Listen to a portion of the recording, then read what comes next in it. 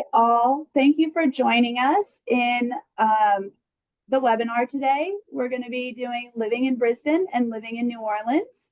I'm Melanie. I'm with the University of Queensland Medical School, Ochsner Health. Sue, would you like to start sharing your screen with us? We're going to be joined by Susie Migliorisi, Bridget Hunt-Tobey, Nicole Ruggiero, and Nicolette Morris. If you can also please put any questions in the chat. We also will have Pete joining us and Kathy joining us, who will be also monitoring the chat with us. So any questions as we're going on, we might save some of them for the end, but we'll try and answer them the best we can as the webinar is progressing. So I will turn it over to Susie now. All right. Hello, everyone. Welcome. My name is Susie Migliorisi, and I am a principal student advisor in the medical student support team. So we are a team that's dedicated to supporting students throughout their time in the MD program. So we will get to know you very well. It's myself and two colleagues. And I'm going to start the presentation off talking about Brisbane and this beautiful city that we live in and that hopefully you'll be joining us in. So getting ready for Brisbane, this is about your preparation. There's going to be a lot of information available for you in the OMSA Brisbane guide, which I believe comes out to you in your sort of acceptance package. So you'll find a lot of this information that we're covering in there, and as well as a checklist for things to go through to make sure that you're not missing anything. If you haven't already received your confirmation of enrollment, once you do that, you do obviously need to apply for your visa to be an international student. And part of that is organising your overseas health cover. So we do have a suggested provider that you use, but you're also welcome to access other providers if you wish. But it's a condition of your visa that you need to have that cover. One big question that we have is about housing and accommodation. Obviously, Brisbane is growing and accommodation and housing can be quite competitive. So we'll cover a little bit about housing and accommodation today, and that will probably be something that you'll have some questions for our panel about what their sort of lived experience of the accommodation experience has been. So we recommend getting started really early, looking for housing, looking online, connecting with other students and talking to them about what they did. There's Facebook groups and things like that. So we'll talk a little bit more about that. And we do recommend that you get here at least 2 weeks early so you've got time to adjust and settle in. One of the big adjustments, I think, from working with Ochsner students is the adjustment to the weather when you arrive. So when you arrive in January, it's going to be really hot. It's going to be really humid. It's going to be really sunny, which is obviously fantastic, but it also can take some adjusting if you're not used to the humidity. So making sure that you're bringing light and breathable clothing with you. And a couple of things just in terms of the way that our electricity system is, the 240 volts, and comfort items. So one thing to flag is medication. So if you take medication, make sure that you check out online how much medication you're actually allowed to bring into Australia. Make sure that you bring that sort of the maximum amount to cover you while you're finding a doctor and things like that to get that prescription refilled here. So there's some good information online about this for international students. So what are you going to do when you first arrive? You're going to get here 2 weeks early. It's going to be the peak of summer. There's a picture there of South Bank. So for those of you who don't know, we've got a river that runs through Brisbane and there's a beach that's set up. It's sort of a man-made beach and it's a big public space. There's parks, there's pools that you can access for free. And that's a picture of one of those. So South Bank is a common place where students do live in the inner city. It's really easy to get to UQ from South Bank. So we're talking there about West End, South Bank. There's lots of sort of nice walks that you can do, cafes, restaurants. You'll get to know that Brisbane is a really early morning city. People love to get up at 5 o'clock. You'll wake up at 7 and people will be already having done their exercise, having brunch. So it's a lifestyle here in Brisbane. We recommend that you learn your way around the campus. UQ St. Lucia is a big, beautiful campus, but it can take some navigating. So just familiarizing yourself with the campus, where you need to go, where you need to be for orientation. We are lucky enough to be able to travel on the ferry to come to the UQ campus, which is, I mean, traveling by boat to uni is just such a fantastic way to start your day. And then O-Week activities. So orientation is obviously a huge part of the transition and adjusting to life in Brisbane. So the week is filled with activities to help you get to know the program, help you to meet other Australian students, other Ochsner students. There's social activities.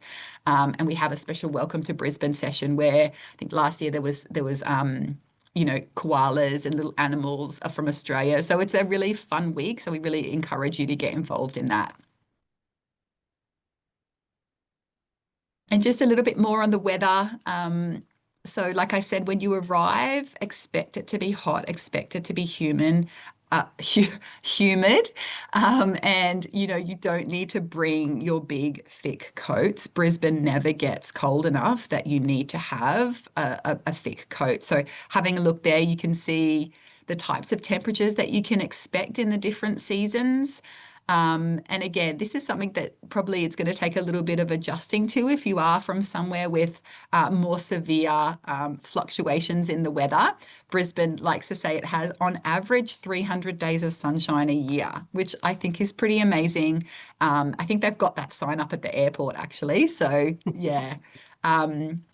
And again, here we go, a little bit more about accommodation and finding your home. So you can choose from on-campus accommodation or a private rental. So there is information on the accommodation pages at UQ about the on-campus rentals that are available, student housing and things like that, and recommended providers. So that's a really good place to start, is the accommodation site on UQ. And then private rentals is where you rent privately, often through an agent, and you live either, solo or with housemates. It's a little bit different than the US. It's quite unusual for places to be furnished here. Many only partially furnished or most likely not at all. So it's something to keep in mind when you're looking. If you're going through a private rental, you should expect to pay a deposit. We call it a bond here, which is generally when you sign the contract, you pay a 6-week rent amount, and 4 weeks of that is held as a bond. So that's sort of held in case there's anything that goes wrong with the property while you're living there. Thanks, Pete's putting some good information in the chat for you guys. And we do have to be conscious about scams. I think one of the things about being an international student, when you come to a country and you've not been here before, things do work a little bit differently. So we're really cautious that international students can be victims of scams, particularly when it comes to searching for accommodation on Gumtree and sites like that aren't reputable. So I think just being really cautious and checking in and using the resources of other students who've done it before and finding out if that's legitimate. So those of you who are coming potentially with your partner or your family, again, there's some suggestions on suburbs that are really family friendly. Brisbane is a really livable city. There's lots of parks around, really easy to get around. And public and private school options are available for all families. So you could, once you have your accommodation, do some research around what's available. There is a childcare centre on campus at UQ, but there's also multiple available. So it's just, again, getting your research done early.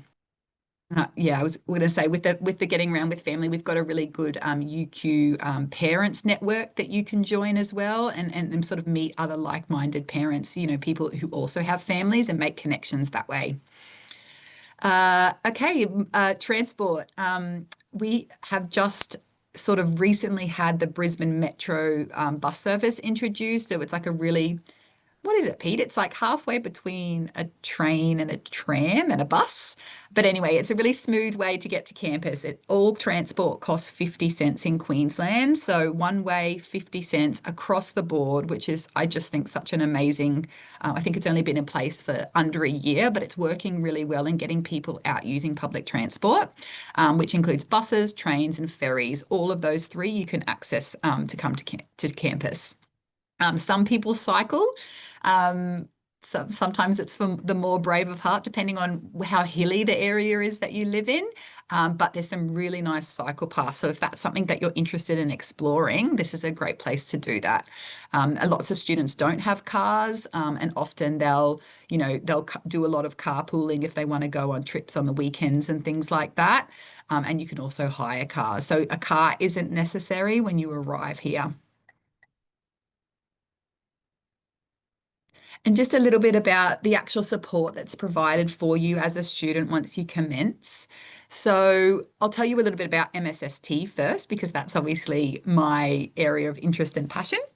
So we are an appointment-based service. So we're available to all students to book an appointment. It's a free, confidential service where you can come and talk to us about anything that's going on for you. We support, I think, the main things thinking about year one Ochsner students that we really see come forward is really that sort of adjusting to life in Brisbane, that transition support, where to access different types of services and resources, and sort of how to navigate, sorry, the UQ medical school and faculty. So we're a bit of a one-stop shop to start that conversation. We provide mental health and wellbeing support.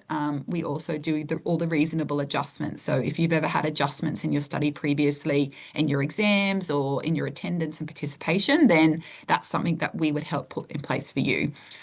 We do resources and workshops. So we're, like I said, a bit of a one-stop shop, and we'll be there in person to meet you at orientation. So you'll get to know us really quickly.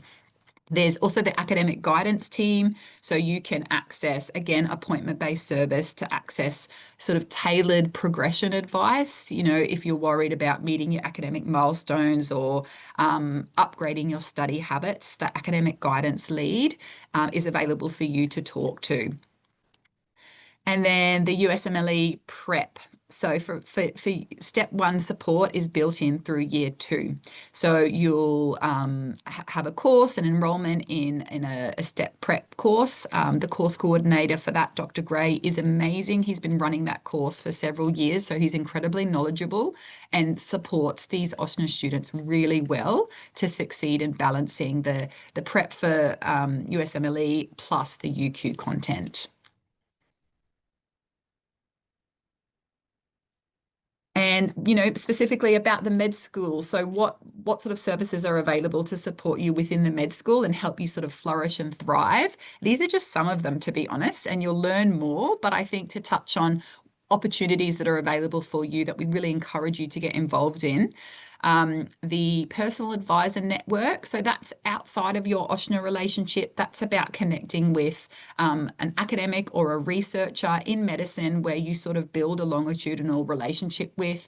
You meet with them regularly, and they're sort of a bit of a mentor to provide, guidance and information about work-life balance and things like that. So that's another relationship that you can form and build while you're here. Obviously, the Ochsner Medical Societies, Sue will probably talk a little bit more about these, but you'll be assigned to one of 5 societies, and that will be with you for the whole of your time as a student. And then the UQ-MS and OMSA. So they're part of the UQ Union. So there are lots of clubs and societies that are run via the UQ Union. We really encourage students to get involved with either one or both of these.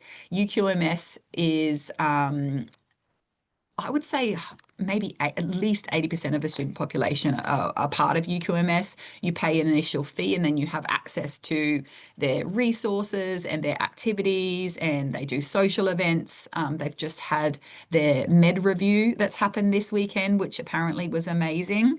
So we encourage you to get involved in the clubs and societies there. But again, you'll hear a lot about UQMS at orientation, and you'll have lots of time to link in with them.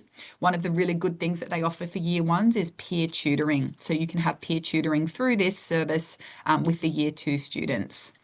And then obviously OMSA. So it's the student-led, student-run advocacy group. Again, that's about getting involved, connecting, meeting other students, finding out about what their experience has been like, and building those connections to take back to New Orleans with you.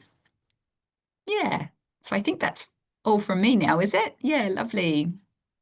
That is all for you, Susie. Thank you so much. And I will piggyback on your last slide talking about OMS. I'm sorry, about the societies. So to explain the support that you receive from societies, when we have our incoming class, it's divided into 5 groups, and you're randomly assigned to one of the societies. The societies are named in honor of the 5 founders of Ochsner Hospital. So there's the Ochsner Society, the Burn Society, etc. And each society is led by a teaching faculty physician with a special interest in mentoring students. So that will be your society head, and that physician will be your mentor throughout all 4 years. During your first year, they fly to Brisbane, to UQ, to meet you in person and have one-on-one sessions, and their regular monthly check-ins. This is the person that if anything's happening to you during your academic career, that's the one that you go to, that's your mentor. And if they're probably the person that's going to write your residency recommendation letter. So there's a lot of support given to you through the societies. There's also a leader running board. There's competition for the 3-foot tall statue. At the end of when you graduate, the leading society gets bragging rights and gets the big trophy. So for whichever society had the most like community outreach and student participation, like our students here, Nicole, Bridget, and Nicolette's getting society points for their society right now. So it's really fun to see who's leading on the leaderboard and the competition that happens in the hallways that I get to hear. Okay, so now let's transition and talk about New Orleans. So I'm Sue Barosse. I'm the director of enrollment, and I'm based on the Ochsner campus in New Orleans. I'm a native New Orleanian, so I've just been here forever. This is a Mardi Gras picture, been through many of those. So let's jump in and talk more about what happens when you come to New Orleans. Well, you will get on a plane. I think you lose a day on your travel back to the States. So be prepared for that. I wasn't, but it happens. Okay, so what do you do to get ready for your arrival? Our orientation starts early in January. So right after probably the 1st of the year, when you're celebrating back home or your friends, it's probably time to come to New Orleans, maybe even before that, and have New Year's Eve and New Year's Day in the city, so you can find a place to live and get settled in, because soon as orientation starts, it's full on. And I think that was like 7th, 8th, and 9th of January for us this year. So that's when you hit the ground running. Health insurance, now you're going to start using either a personal plan, or if you're under 26, you're probably still on your parents' plan. Many of our students apply for Medicaid. So that's a definitely great option, and we recommend that you do that for insurance if you're eligible for that. Bring all your personal documents and everything you need that you think of, definitely. Okay, so clinic attire. So one thing that's really cool, I think, is that most U.S. med schools have their white coat ceremony as you begin, but you really don't use your white coat until 3rd year. And we have our white coat ceremony in 3rd year when you arrive in New Orleans. And what's really great about it is it's easier for your parents to come. So it's a really great celebration. And this is when you're going to start your clinical immersions, right? So in clinical dress, you're either going to have scrubs on, or you're going to have business casual on, a tie, closed shoes for guys, toe shoes. And so really look very nice and professional if you're in clinical dress. Scrubs, you'll need that for different types of clinical immersions as well. And we always have our ID badge with us. So here's mine right here, and always have it. We have to wear it at all times when we're in clinic. Your first day is in New Orleans. So when you arrive, I'd say, yeah, definitely take time to relax because you do want to recover from your jet lag. So give yourself enough time for that. You want to look around the city and get to know it. This photo is from the French Quarter. This is St. Louis Cathedral, the oldest Catholic church in the city. It's iconic, and it's right in front of Jackson Square, right back by Cafe du Monde, where you get your beignets and cafe au lait. So it's great to get to walk around the city and this area and get to see all of that. Then you want to start settling into where you're living, know where you are in relation to campus and where you have to be. You're going to start meeting the staff that's here and making connections on campus. And you'll get to stop in my office anytime. Me and Melanie will love to see you and say hello. And here's another weather slide. It's pretty similar. I found the weather to be, the summers were just as hot as New Orleans summers, and it's humid as we're very humid here. And if yeah, air condition is really a big thing in every building. I always have to have a heater even during the summer because it's so hot outside, maybe 90 degrees, that all buildings have AC on really strong. And we do have hurricane season in New Orleans. And fortunately, it's been fine. We haven't had any big anything since Katrina, which was quite a while ago. Okay, 2005. And seasons. So these are the things you'll be talking about when you live here. The seasons of New Orleans. It's pretty much warm year round. If it gets cold here, it's only for about 3 days, and then it gets warm again, and then maybe have another cold snap. But we have Mardi Gras is huge. Mardi Gras season starts in January, and then Mardi Gras Day may not be till February or March. So the whole time it goes straight from holidays to New Year's, and then you're in Mardi Gras season. So it's like kind of a constant celebration while you're here in the city. Snowballs, you might call them snow cones, but they're plentiful, and it's a big summer treat. Everyone really loves all the different flavors. Tailgating, if you're not a New Orleans Saints fan for football, get ready to be, because there's tailgating and the city has Saints fever all the time. And we just started the football season again. I think this Sunday is the second preseason game. So tailgating's about food, and that's a big part of what New Orleans is about. And festivals. We have festivals all over the state, and you'll see some of these here. And as I say, we talk about food, and seafood are plentiful here. Looking at some of these festivals, collard greens grow in September, and in Newton, Louisiana, you can go to the Big Mama Collard Greens Festival.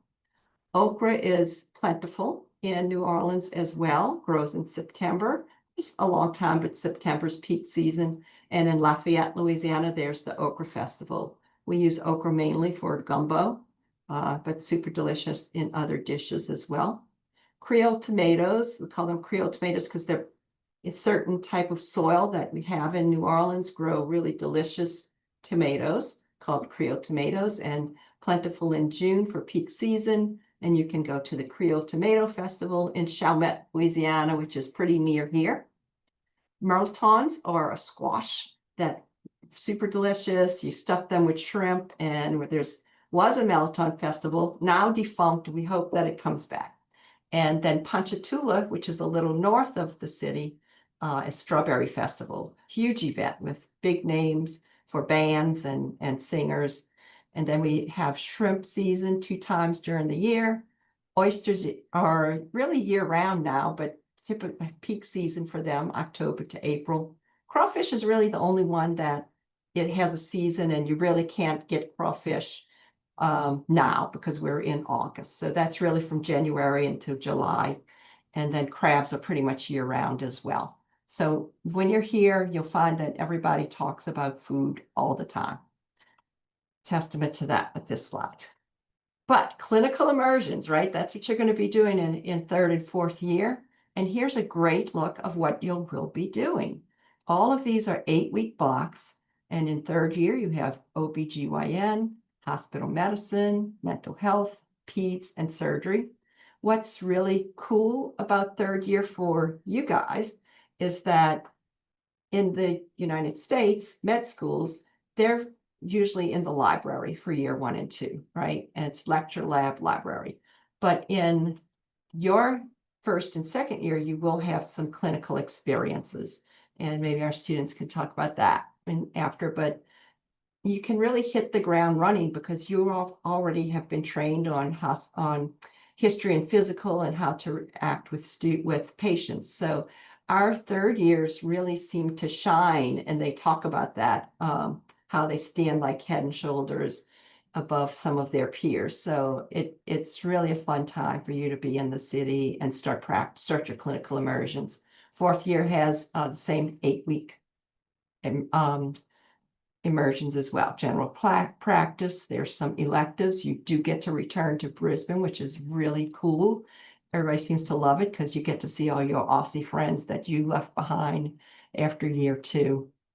And then you have your pre-internship, which is fun as well, as you're getting really close to matching. Okay, and here are some of our sites. So this is what's really good about this is the different populations that you will be treating. So one of these 8-week blocks could be in Houma, Louisiana. So Houma is Bayou country. Lafayette is Cajun country. Baton Rouge, that's our capital. North Shore is a little bit more affluent. St. Bernard and Bay St. Louis, Mississippi even. So you will be able to have clinical immersions at these sites and treat different types of populations, which is something very valuable to you in your training. We do have some great events here. I talked about we have the welcome reception. Your parents will be here. We have the white coat ceremony as well.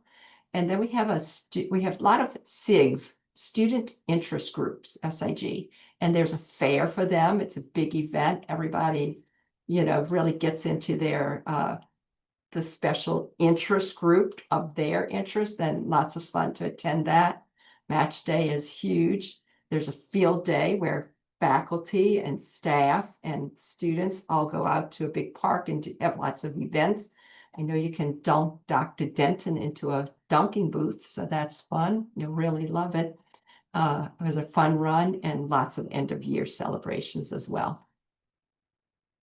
So just here's some comparisons on Brisbane and New Orleans and how they compare. To me, the weather seems the same. Transportation, Brisbane wins that one. We have it in New Orleans, but it's nowhere near how great it is in Brisbane. And rent is a little bit higher in Brisbane, but groceries are super cheap. As I said, you can get a giant po' boy of shrimp where it's falling off the French bread and for just a nice regular price. And then the culture is different. Food is really good in Australia as well, and the beaches and the outdoor life and the activities, wonderful. And then we have these festivals and Mardi Gras and the big culture with Dixieland and the history. And so it's a vibrant cultures on both areas. And just the last look at what your 4 years altogether looks like. As you can see in year 1, there's 1 day when you're in the clinic learning clinical skills, 4 days of regular teaching and learning. Year 2, it says there are 2 days of development where you're in the clinic as well, and then 3 days in class. And then we just looked at year 3 and 4 for clinical immersions and the blocks. All right, so it's time for you to hear from our panel. My last slide. If you want to jot those numbers down, that's the 70361. It's right here to my desk. And the other one is right here to this cell phone. You could text me anytime and I'll be happy to jump on and answer a quick text back to you. Or you can even call that number. And if I'm not in a meeting, I'll pick up and answer. So I am going to stop sharing and turn this over to Melanie, who will work with our students, and you get to hear from them. So thank you, guys. Thank you so much, Sue, and thank you so much, Susie. I appreciate both of you for sharing living in Brisbane and living in New Orleans. It's so wonderful to hear. I do have some questions for our students. I think there's a lot of interest in the chat about clinical immersions and where clinic sites are located in Australia, as well as in New Orleans. So who would like to start? Because I know we have two that are currently in Australia right now and one that is here in New Orleans with us. I can go first. Hi, everyone. I'm Nicole. I'm a second year Ochsner. I'm currently located in the South Learning community, and the way that works for us is we are with the PA hospital here in Brisbane. It's about an 8-minute bus ride from the South Brisbane main station. And for clinical immersions, we have our procedural skills workshops at the hospital. We also do our clinical coaching, which is we're dealing with patients, and we have a mentor physician who takes us through, and we actually get a really good practice with our histories, examinations of patients as well as skills. And then our second year, we have both general practice immersion. So I was very fortunate, and I had a general practice about 10 minutes away, and you go every week for a whole semester, and you do all kinds of patient preparation, skills, doing handover, all that type of thing. And then your second semester, you do outpatient immersion. I have mine coming up in a few weeks. But yeah. Hi, my name's Nicolette. I thought I'd add on to this too. I'm also an Ochsner. I live in South Bank in the same area as Nicole. I did the GP placement last semester, and I actually just finished my outpatient placements for year 2. So you're going to basically be doing 4 weeks of clinical immersions in either an outpatient clinic and then some collaborative care. So this is going to involve any sort of allied health professionals in the area that we collaborate with in medicine. So for my outpatient clinic, I was in the gestational diabetes clinic at the Royal Hospital, which was a fantastic experience. And you were just sitting in, listening to patient consults and kind of learning from the endocrinologist about how they manage gestational diabetes.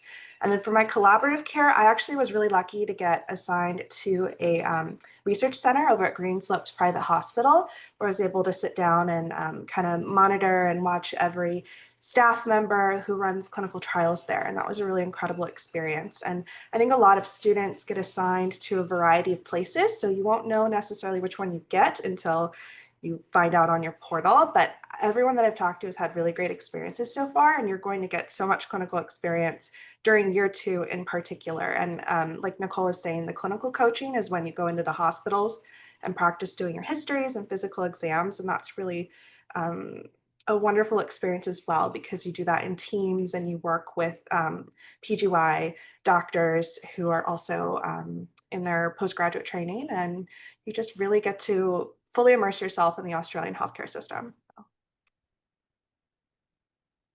And I guess it's my turn now. Hi guys, I'm Bridget. I'm a third year currently in New Orleans, so I've already done the Brisbane 2 years. I will say, first of a caveat, my year was the first year where we started a new curriculum, so my experience might be slightly different from Nicolette and Nicole's. Is it Nicole? Yeah, just because our experience sort of allowed them to change things for them. So when I was in Brisbane, like these two, we had GP for half the year, and I was located up in Caboolture, which is pretty far from the city center, but I had the chance to work in a clinic that served Aboriginal and Torres Strait Islander communities. So I had a really great time learning more about that culture and the community focused care.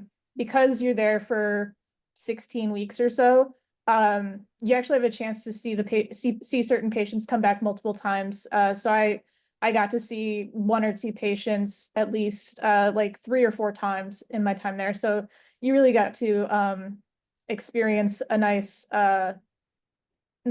rapport and relationship with them. And yeah, you get a chance to learn or practice doing a lot of different skills, injections, EKGs, that kind of thing, as well as practicing your history and exam taking. Here in New Orleans, I'm currently in my 4th block for my clinical immersions. I've already completed medicine, pediatrics, and psychiatry, and I'm currently in my surgery block. I'm actually at one of those away locations that they showed on the map. I'm currently in Homa right now at the Chabert Medical Center, working with the general surgery team. And all of these immersions, they're the same in the sense that you're seeing patients day in and day out. And so you're really truly immersing yourself in the clinical experience. And you are sort of seeing the daily bread and butter type of thing that a pediatrician will see, a psychiatrist will see, a surgeon will see. So it's a very well-rounded experience. Thank you guys so much for explaining about clinical rotations. I'm sure that really helped our attendees and our prospective students. So for the next question for you guys, I guess this one's actually for Bridget. So do you have comments about your time in Australia and the US regarding the impact that studying medicine on 2 continents has had? Okay. I do. Yeah, of course. How could you not? So for starters, I loved living in Brisbane. I love Australia. If I wasn't very close to my family and, didn't want to sort of see them without having a day-long trip, I would probably move there.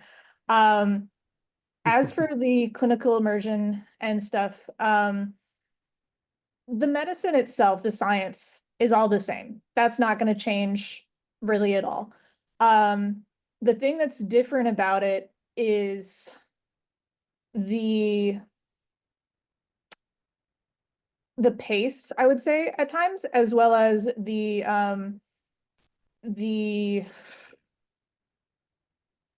emphasis on going to a general practitioner. Most people in Australia see a GP regularly, and they see their GP for everything. That's their first point of contact. And I haven't had a lot of experience with primary care here yet, just because it's not really part of the immersions that I've been doing yet. But in my experience as a patient in the US, I think that there is less continuity because you're seeing specialists a bit more often than you would see a GP, as you would in Australia. So like when I was at Caboolture for my clinical immersions, my mentor was doing skin excisions. He was doing immunizations. He was treating chronic illnesses, mental illness. He only sent people to specialists or to the hospital when it was a very specific problem or when it was clear that that person needed surgery or hospital intervention. Otherwise, the GPs really do handle the bulk of the care up to that point. I will also say, as a patient, because I did, I broke my wrist when I was in Australia, so I got to experience the medical system as a patient as well. And I think that the government funding portion of it, again, doesn't change the medicine, but does sort of change the approach. And it's a little bit hard to explain it until you've experienced it, but hopefully that's come across. And if it hasn't, please feel free to ask a more specific question. Thank you so much, Bridget. That was very helpful in understanding, studying medicine on 2 continents, because it's such a unique experience specific to our students. All right, so I guess this is for the other 3, all 3 of you guys. Everybody's always asking Sue and I when to arrive before classes and how much time to give. And we always say like 2 weeks-ish, but we also say that that's, up to each individual person. So we'd love to hear from you guys and, how much time you needed, or, was it enough time? Go ahead, Bridget. I would love to start because I mean, it all worked out, but it was a little stressful. So what they're saying about housing and giving yourself enough time is really important. I got there just under 2 weeks, and it was enough time to sort of get familiar with the city, get familiar with the campus, get an idea of things. It was not enough time to get housing. There were a lot of people in my cohort who somehow managed to get housing before they arrived in Australia through emailing and virtual visits and various things like that. I had a really hard time just because without having an Australian phone number as like a sort of contact, it was really hard to get people to get back in touch with me. So my roommate and I, we ended up in a sort of long-term or short-term, I guess, hotel situation with a kitchenette for about 3 weeks. And then we're finally able to get a place in West End, just down the street from the West End markets, which I highly recommend. They're fantastic. Everybody should go to them. It was my favorite part of living in Australia. It was my routine every Saturday, go over to the market. So it is really important that you jump on housing early. I would say that we did jump on housing pretty quickly, at least a month or two in advance. But I don't know that we were as persistent as we could have been. And as I said, it worked out. We ended up getting an unfurnished place. And so we kind of had to spend a bit more of our money from our loans up front. But when we left, we were able to sell a lot of that to various people. So it all worked out. But yeah, you definitely want to get there with either with housing or with enough time to get housing. And they're not kidding about how competitive it is. It's very competitive. So don't be afraid of looking a bit farther from campus or looking to room with Australian students rather than Ochsner students, because it was very challenging being in my first week of actual medical school and still living in a hotel. So it's something you really want to make sure you get done. Real quick, did you have that same experience when you transitioned to New Orleans? No, thankfully. So my roommate here in New Orleans has family here. And so she was able to stay with them and find a place. And the vacancy rate is not quite as challenging as it is in Brisbane. I can also add just to the when to arrive and also on the apartment front. I lived with two roommates my first year, and we started applying for apartments in October. And I think we were very, very lucky, and we ended up having confirmation of an apartment in November. So we were all set to go for move-in before school started. But I want to say my personal experience, I arrived about 10 days early, and that was good for me because I got the lay of the land. It is very warm when you first arrive. You definitely need the AC if you have it. But you also have a few of your requirements for your just like getting everything set up and being able to go to the hospitals and doing all of that the first year, especially with like just like a health check and everything. And that was really, really important that I arrived at least 10 days early, just to make sure that that was all done ahead of time, because you will have to go to like the campus GP and everything just to get that set up. So definitely at least 10 days would be good. I think some people came in up to 3 weeks early, and they just had to have like a really nice time adjusting to the like environment and just getting to walk around and everything. But I definitely want to agree with Bridget. The West End markets are fantastic. I live about like a 15-minute walk because I'm located in the South Brisbane, South Bank area. And that tends to be where a lot of people from Ochsner at least live as well. Few people live in the West End area, but you are really, really close to the cultural center bus stop. And that is the best thing because either hospital that you'll end up going to for your clinical immersions are on the main like metro line because it runs through UQ. So definitely recommend living around there, but I also just love the public transport. Yeah. I think I arrived about a week before. Me and my roommate at the time had been looking online, and we created like a spreadsheet of apartments that we wanted to find. I think something that was really helpful for a lot of people was second years will often allow first years to sign up to either take over their lease, the second years that have now graduated and are proceeding to year 3. And then also current second years will also go and do apartment inspections. So that's when you go and take a look at the apartments.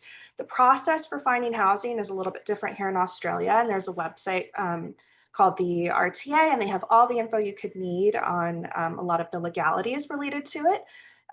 But I think arriving about a week to 10 days is really like that sweet spot, as long as you've looked at the housing beforehand. Like, definitely don't show up a week and think, okay, I can knock out an apartment in like 2 days. That might be a little stressful. I know other friends had stayed in Airbnbs for a few weeks while they looked around.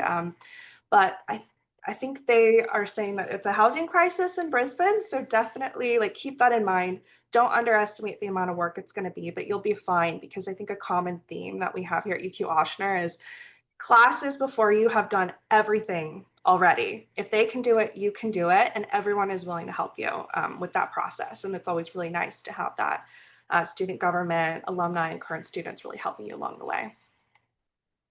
Just to add to that, if you don't mind, yeah, AMSA is also generally making a spreadsheet. I think it already might be made, where second years can sort of put in like, oh, my apartment's going to have an opening, or like I'm looking for a new roommate, that kind of thing.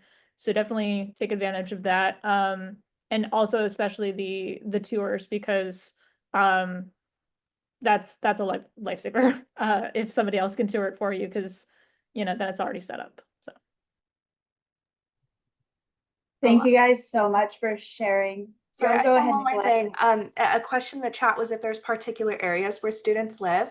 Nicole touched on this. A lot of people live in South Bank. Another thing that happens too is a lot of people will kind of be drawn to certain complexes because a lot of students live in those buildings already. So it's really helpful to also touch base with the class ahead of you, see where they like to live, and they can also act as references for you because they'll have Australian numbers, and they can also talk with the building managers and really help you get that in so that way you can get the housing or the apartment, whatever you're looking to rent that you want. So definitely keep that in mind.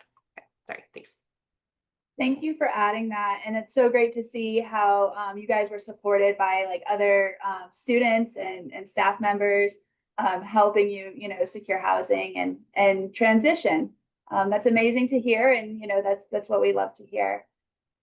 So the next question I have for you guys is, what was your favorite rotation and why? Since, we're about halfway, a little past halfway in our year, and you guys are year 2 and you're year 3. So do you have favorite rotations so far, and then why? And can you explain to us, what the best part was?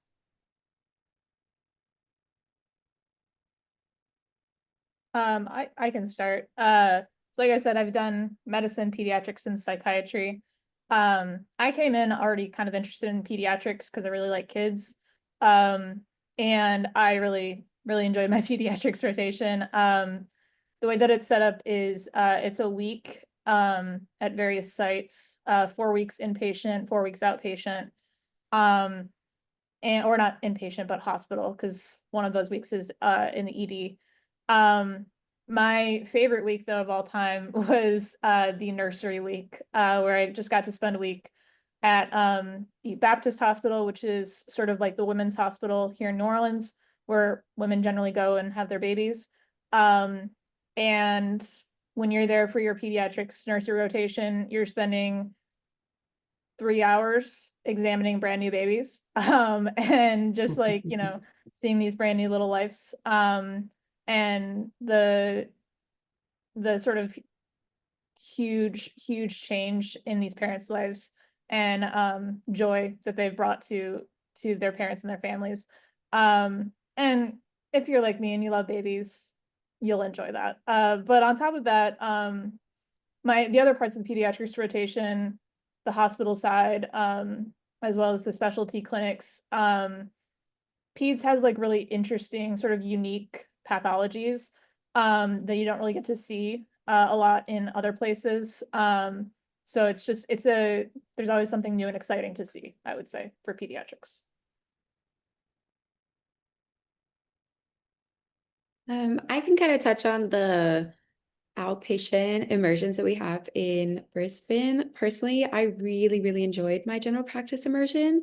Every single week, my GP and I, we really established this great rapport that she let me kind of take the lead on some of the patient history taking and patient exams, which was really fantastic. And I got to see a lot of different things because, like Bridget had kind of mentioned earlier, everyone really sees a general practitioner as their main point of contact here. So I got to see anything from a newborn exam to doing like women's health, as well as doing like ECGs and some sort of like little outpatient surgery things. I didn't do the outpatient surgeries, but I got to watch them, and it was really fascinating just to kind of get to that exposure ahead of time. And I'm really looking forward to clinical rotations next year. I really liked my GP placement as well. I think the biggest takeaway that I got from it was just learning how the Australian healthcare system worked from a patient perspective, and really seeing the breadth of conditions and populations that GP sees. I also, though, really enjoyed the clinical coaching. I know that's not necessarily a placement. And for those of you that are American, placement is kind of synonymous to rotation. But clinical coaching, I really like inpatient medicine and going and seeing a bit more acute presentations and really getting that hands-on practice and also conversing with patients in that setting, because that's something that I think is really important to see as well. And really just meeting everyone who's at their different stage of training in the Australian healthcare system and working with other classmates. I think for the GP and the outpatient collaborative care placements, you're mostly by yourself, from my experience. I'm not sure about other people who aren't here, but working on a team with other students, I think our cohort is really great. We have Americans, Australians, Canadians, and even the trainees at the hospitals could also come from, the UK or Canada, different places. And so really being able to talk together on those placements and see the differences and help one another has been really fun as well. So I've liked everything. It's really hard to like pick one particular placement, but yeah. Thank you guys. It's so great to hear that you guys are enjoying your rotations and learning so much. That's what we love to hear. This question comes from Angie in the chat. She says, can you share what kinds of opportunities students have to get involved in the local communities in both Brisbane and New Orleans? I don't know if about New Orleans just yet, but for Brisbane, a lot of our cohort is really active with run clubs. It's a really great way to meet a lot of people your own age here, and you get to do a little activity outside. They have the run clubs all over Brisbane. So some people would go really close to the riverfront and you would run along the river. Other people, you get to go up to places like New Farm, which are a bit further out, maybe like 20 minutes or so from the city center. But it was a really great way to get involved with people. And they also have a ton of different like social events throughout the season. There's a lot of like festivals along the riverfront. The other week they had a French festival, which was really fun because you just got to go and chat with everybody and just kind of experience different culture like that. So that was my experience, but I would love to hear more from everyone else.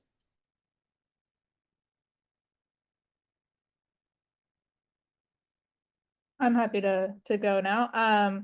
Yeah, so in Brisbane, I think definitely sign up for all the emails from all the student groups. They're going to be promoting events that are within the community. There's the Vampire Cup, which is a big blood drive that happens. Meta in Motion, yeah, often does like gym classes and stuff in the area that gives you a chance to meet people. I think that also if you're motivated, there's a lot that you can do on your own to get involved in the community. I know some people who got involved with food pantries, and with like refugee English speaking stuff or tutoring. Myself, I wasn't really with the community per se, but I volunteered with the RSPCA for a little while. So yeah, that's plenty to do in Brisbane. You just got to find it. Outside of the community, I do want to promote Meta Review. I was a convener second year. It's a lot of fun. just have a chance to be silly and blow off some steam with people. In New Orleans, definitely, again, the student interest groups really promote that, promote community care, I guess.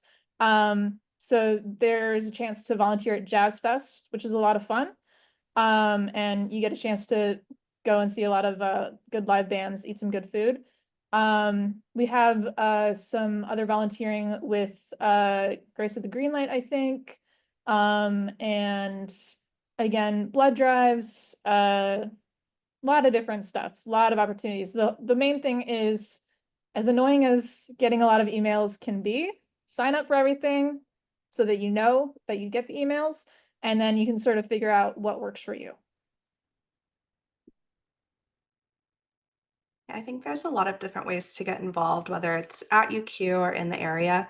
At UQ, they have a big activities fair at the beginning of the year. There's lots of student interest groups when you first join UQ that you can sign up for. I'm part of the Internal Medicine Society, so we're focused on internal medicine related topics, but also, like Bridget was saying, med review is also a huge opportunity to meet lots of other people in the class, and you have to see it to believe it. It's a really fantastic production, and it just happened this past week.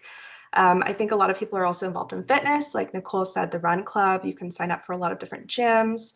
You can also, there's different Facebook groups and communities also in Brisbane. How many people are in Brisbane? Is it like a little over 2 million or almost 3 million? So it's a big city, but it also still feels much like a connected, in some ways, some Australians said, like a more of a country town rather than like a big urban city where it's not that friendly. And also you can get involved with research at UQ. You could also get involved with research at different institutions across Brisbane. And there's just a lot of different opportunities. You can find it. If you want it, you can find it.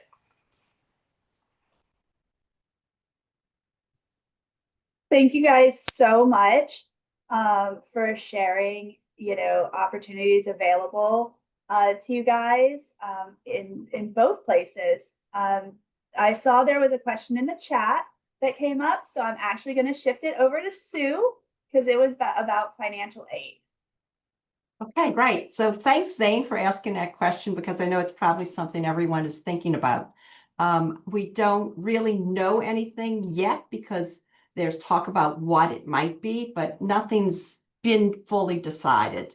There has been talk about a 200 max limit, but we don't know that will be, because it may change, because this is health professions and they are making some exceptions for those that are going into certain fields like health professions. There's some limits probably on what loan forgiveness could be, like we're talking about maybe not for residency, would not contribute to your years of loan forgiveness, but that again, it's a proposal, it's not set. We do know that any changes that happen will not affect the 2026 incoming class. So great time to apply to med school, guys. And so right now, I don't think there's any impact to you, and we will stay tuned to see what's really going to happen going forward and monitor the situation.